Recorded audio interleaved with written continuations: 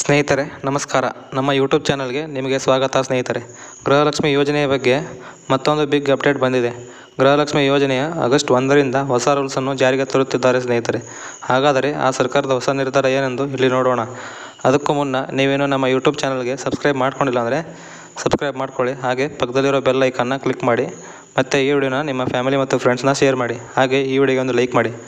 ಸ್ನೇಹಿತರೆ, ಹಾಗಾದರೆ ಕರ್ನಾಟಕದ ಸಮಸ್ತ ಜನರಿಗೆ ಈ ಒಂದು ವಿಡಿಯೋದ ಮೂಲಕ ತಿಳಿಸುವುದೇನೆಂದರೆ, ಗೃಹಲಕ್ಷ್ಮಿ ಯೋಜನೆಯ ಅಡಿಯಲ್ಲಿ ನಮಗೆ ಗೊತ್ತಿರುವ ಹಾಗೆ ಕಳೆದ ವರ್ಷ ಆಗಸ್ಟ್ನಿಂದ ಪ್ರಾರಂಭವಾಗಿದ್ದ ರಾಜ್ಯ ಸರ್ಕಾರವು ರಾಜ್ಯದ ಆರ್ಥಿಕವಾಗಿ ಹಿಂದುಳಿದ ಎಲ್ಲ ಮಹಿಳೆಯರಿಗೆ ಮಾಸಿಕ 2,000 ಹಣವನ್ನು ನೀಡುವ ಸೇರಿದಂತೆ ಇನ್ನೂ ಹಲವು ಯೋಜನೆಗಳ ಕಾರ್ಯಕ್ರಮವನ್ನು ಕೈಗೊಂಡಿದೆ. ಸ್ನೇಹಿತರೆ, ನಮ್ಮ ರಾಜ್ಯ ಸರ್ಕಾರವು ಹೌದು ಸ್ನೇಹಿತರೆ, ಗೃಹಲಕ್ಷ್ಮಿ ಯೋಜನೆಯ ವಿಷಯವೇನೆಂದರೆ, ನಮ್ಮ ರಾಜ್ಯದಲ್ಲಿ ಕಾಂಗ್ರೆಸ್ ಸರ್ಕಾರವು ಈ ಬಾರಿ ಲೋಕಸಭಾ ಚುನಾವಣೆಯಲ್ಲಿ ಸೋತಿದ್ದು ಸಹ ಗೃಹಲಕ್ಷ್ಮಿ ಯೋಜನೆಯನ್ನು ಮುಂದುವರಿಸಿಕೊಂಡು ಬರುತ್ತಿದ್ದಾರೆ.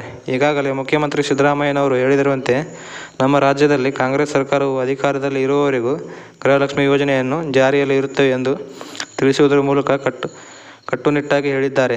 ಗೃಹಲಕ್ಷ್ಮಿ ಯೋಜನೆಯ ಬಗ್ಗೆ ಈಗಾಗಲೇ ಕೆಲವೆಡೆ ಸರಿಯಾಗಿ ಮಾಹಿತಿ ಸಿಗುತ್ತಾ ಇಲ್ಲ ಎಂದು ಸರ್ಕಾರಕ್ಕೆ ಕೊಂಚ ಗೊಂದಲಕ್ಕೆ ದೂಡಿದೆ ಎಂದು ಹೇಳಬಹುದು ಸ್ನೇಹಿತರೆ.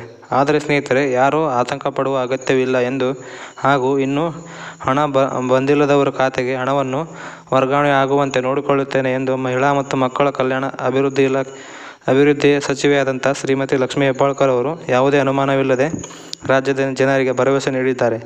ಆದರೆ ಸ್ನೇಹಿತರೆ, ಈ ಸಂದರ್ಭದಲ್ಲಿ ಗೃಹಲಕ್ಷ್ಮಿ ಯೋಜನೆಯಿಂದ ಇಂತಹ ಮಹಿಳೆಯರನ್ನು ಹೆಸರನ್ನು ತೆಗೆದುಹಾಕುವ ನಿರ್ಧಾರವನ್ನು ಸರ್ಕಾರ ಮಾಡಿದೆ ಎಂದು ಬಲ್ಲ ಮೂಲಗಳಿಂದ ತಿಳಿಸಿದೆ. ಹೌದು ಸ್ನೇಹಿತರೆ, ಆಗಸ್ಟ್ 1ರಿಂದ ಹೊಸ ರೂಲ್ಸನ್ನು ಜಾರಿಗೆ ತಂದು ಇಂಥ ಮಹಿಳೆಯರಿಗೆ ಗೃಹಲಕ್ಷ್ಮಿ ಯೋಜನೆಯ ಹಣವು ಜಮಾ ಆಗುವುದಿಲ್ಲ ಎಂದು ಹೇಳಲಾಗಿದೆ. ಹೌದು ಸ್ನೇಹಿತರೆ, ನಿಮಗೆಲ್ಲ ತಿಳಿದಿರುವಂತೆ ಕೇಂದ್ರ ಸರ್ಕಾರವು ಜುಲೈ 31 ನಿಮ್ಮ ಆದಾಯ ತೆರಿಗೆ ಡೇಟ್ ಅಂದರೆ ITR ಸಲ್ಲಿಸಲು ಕೊನೆಯ ದಿನಾಂಕವಾಗಿದೆ.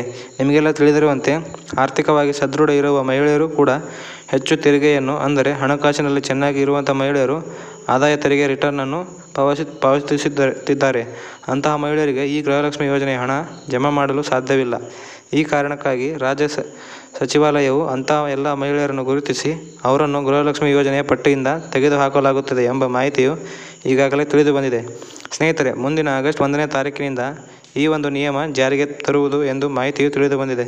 ಇನ್ನು ಯಾರೆಲ್ಲ ನಕಲಿ ದಾಖಲೆಗಳನ್ನು ಸೃಷ್ಟಿಸಿ ಈ ಗೃಹಲಕ್ಷ್ಮಿ ಯೋಜನೆಯ ಅರ್ಜಿಯನ್ನು ಸಲ್ಲಿಸಿರುವಂಥ ಅವರ ಹೆಸರನ್ನು ಸಹ ಅಳಿಸಿ ಹಾಕುವುದು ಎಂದು ತಿಳಿಸಿದ್ದಾರೆ. ಸ್ನೇಹಿತರೆ, ಇದೇ ರೀತಿ ಹೆಚ್ಚಿನ ಮಾಹಿತಿಗಾಗಿ ನಮ್ಮ ಚಾನಲನ್ನು ಸಬ್ಸ್ಕ್ರೈಬ್ ಮಾಡ್ಕೊಳ್ಳಿ. ಹಾಗೆ ಈ ವಿಡಿಯೋನ ನಿಮ್ಮ ಫ್ಯಾಮಿಲಿ ಮತ್ತು ಫ್ರೆಂಡ್ಸ್ಗೆ ಶೇರ್ ಮಾಡಿ. ಧನ್ಯವಾದಗಳು.